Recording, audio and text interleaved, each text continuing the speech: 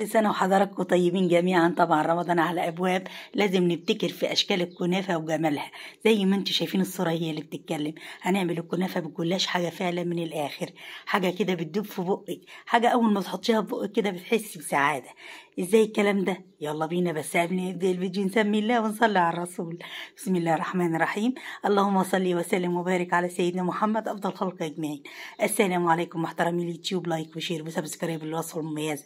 اتمنى تحطوا لايك الفيديو، واللي ما اشتركش يشترك في القناه ويدفع على زر الجرس علشان كل ما ينزل فيديو يوصلك اشعار بيه. واتمنى ان تشيروا الفيديو ده بين اصدقائكم علشان تعمل فائده للجميع. ويلا بينا على الفيديو السهل البسيط اللي هتعتمديه النهارده ان شاء الله لشهر رمضان. معانا هنعمل الشربات الاول علشان يلحق يبرد معانا كوبايتين من السكر، عليهم كوبايه ونص من الميه، عليهم عصرة ليمونة، عليهم رشة فانيليا، وهنسيبهم يغلوا ربع ساعة على النار متوسطة مش عالية قوي. وبعد كده هنسيبهم يبردوا تماما. مش هنحط بقى عسل جلوكوزي ولا الكلام ده، ولا هنعقد نفسنا خالص.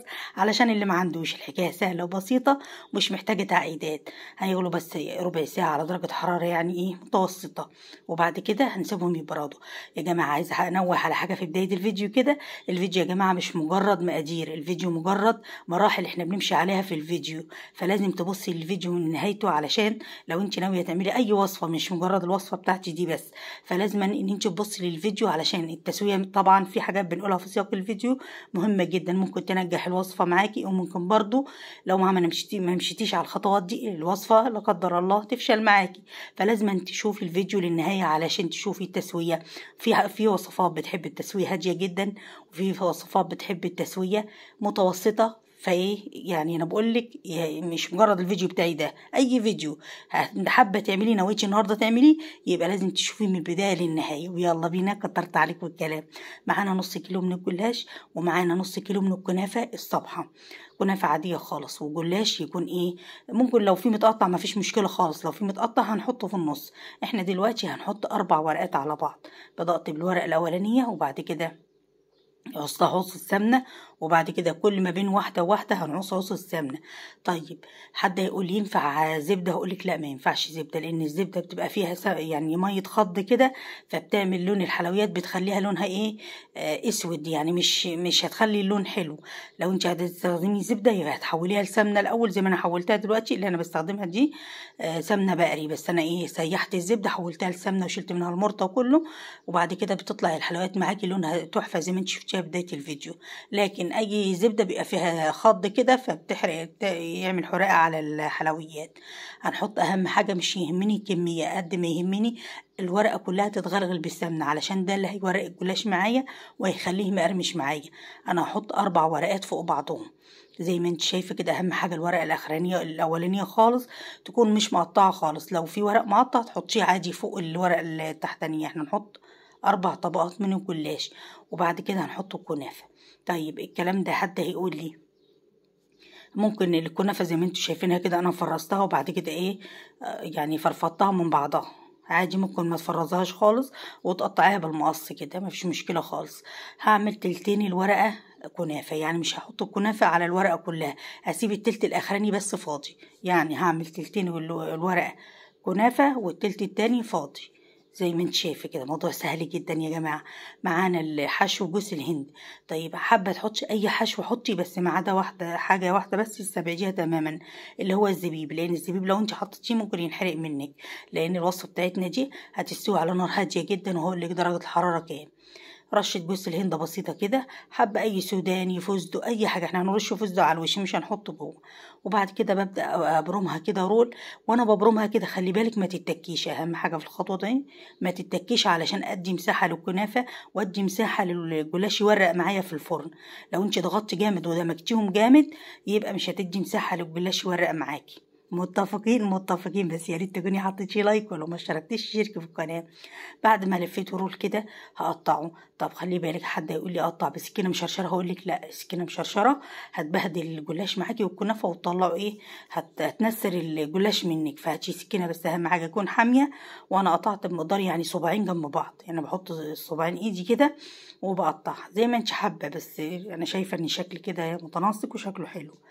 بعد كده جايبه صينيه دهنها من السمنه، وبحط الحافة بتاع الفتحة بتاع الجلاش على الحافة بتاع الصينية علشان تسندها كده زي ما انتم شايفين كده. الصورة خير دليل. بعد كده لما انا حطيت الصينية لقيت الصينية كبيرة جدا، فجبت صينية صغيرة تاني ورصتهم فيها مدورة، لان حسيت ان انا مجوش نص الصينية الكبيرة دي. شايفين اهو. هخلص كل الكمية وارجع لكم واقول لكم هنعمل ايه. بعد ما قلت لكم جبت صينية بقى صغيرة ومعايا كوبايه من السمنه سيحتها. دي سمنه يا جماعه بلدي، حابه تحطي سمنه خليط ما فيش مشكله، بس طبعا الكنافه كلكم عارفين السمنه البلدي فعلا بتفرق معاها جامد، بتبقى ريحتها وطعمها فوق الوصف. هحط في كل خرطه معلقه واحده، يعني هناخد كوبايه بتعادل 200 مللي من السمنه. حد هيقول لي ممكن اخلط السمنه دي زيت؟ هقول لك هو ممكن، بس بصراحه هتنشف، لان لما بتحطي زيت في الكنافه بتنشفها. ممكن في الخطوه الاولانيه اما احنا عملنا ايه نعص بين الجلاش، ممكن في الخطوه دي تحط شويه زيت على شويه سمنه، لكن في الكنافه اللي احنا بنشربها دلوقتي لا، مستبعد الزيت. ممكن بقى حابه تحطي سمنه نباتي براحتك مفيش مشكله، بس زي ما قلت لكم السمنه البلدي يعني ايه مفيش غنى عنها ريحه وطعم، وبتخلي الكنافه بتروح في حته تانية خالص، بتخليها تدوب في بقك كده دوبان في الوقت ده. طيب نتكلم على التسويه بقى شويه ونشوف التسويه بتاعتنا عامله ازاي.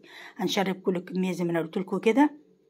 الفرن هنشغله على درجة حرارة 120. ما عندكيش تايمر اقل درجة حرارة عندك، اوعي تحطيها على نار عالية. طيب ليه؟ زي ما انت شايفين خلصت اهو دخلها الفرن. هقولك ما تحطهاش على نار عالية ليه؟ لو انت حطيتيها على نار عالية وخدت وش كده من على الوش احمرت ومن تحت وشلتيها بسرعة، الجلاش جوه مش هيورق معاكي هيبقى عامل زي العجين ومش هيقرمش معاكي، تيجي تاكليه كده يبقى حادق ومش حلو خالص. فلازم تهدي النار على الاخر. هتاخد معاكي بالظبط، اخدت معايا بالظبط ساعة الا تلت، يعني 40 دقيقة، وكل 5 دقايق بلف في الصينية علشان تاخد معايا لون موحد. زي ما انت شايفين ورقت وما شاء الله عليها، طلعتها ولسه هسقيها بالشربات. شايفين الجمال؟ اظن الصوره اللي بتتكلم سبتها اخدت معايا بالظبط 40 دقيقه، بس مع الايه الملاحظه المستمره. طبعا كلكم عارفين الجلاش يعني ايه ممكن بيحمر بسرعه، لو انا عليت النار هتاخد بس 10 دقايق وهتبقى شكلها حلو وتقولي لا استوت، وتيجي تاكليها كده تلاقي لا الكنافه استوت من جوه ولا شربت السمنه بتاعتها ولا الجلاش ورق معاكي، يعني قرمش كده يدوب في بقك. ما تخيلوش يا جماعه اول ما بتقطمي القطمه كده بتدوب في بقك دوبان، يعني دوبان مع حاجه حلوه كده، مش عارفه والله اوصف لكم حاجه كده فعلا من الاخر. زي ما انت شايفه كده هتسقيها بالسرب كله. نحط لها المقدار زي ما انا قلت لكم، طبعا الشربات لازم يكون بارد، وهنسقيها كويس قوي ونسيبها تبرد. لحد كده متفقين؟ لحد متفقين كده، بس يا ريت ما كنش نسيت حاجه. انا بحاول والله اقول لكم كل التفاصيل علشان ما انساش اي حاجه. زي ما قلت لكم الوصفه مش مجرد مقادير بناخدها من صندوق الوصف، لازم تتبعي علشان ممكن لو عليتي النار الوصفه لا قدر الله تبوظ منك. وبعد ما شلناهم كون في اطباق بتاعتنا رشيت عليهم رشه فستق كده، ما شاء الله يعني حاجه تشرفك كده قدام ضيوفك، وحاجه فعلا من الاخر فعلا.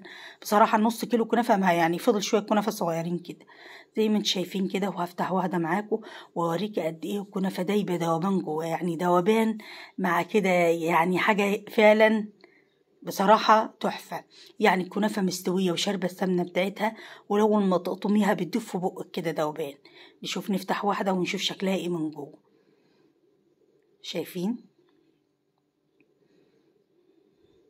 اهو. في الوقت ده بقى بجيب سكينه مشرشره علشان طبعا ما تكسرش معايا، تقطع معايا بمنتهى السهوله. شايفين الخطوط الجميله دي؟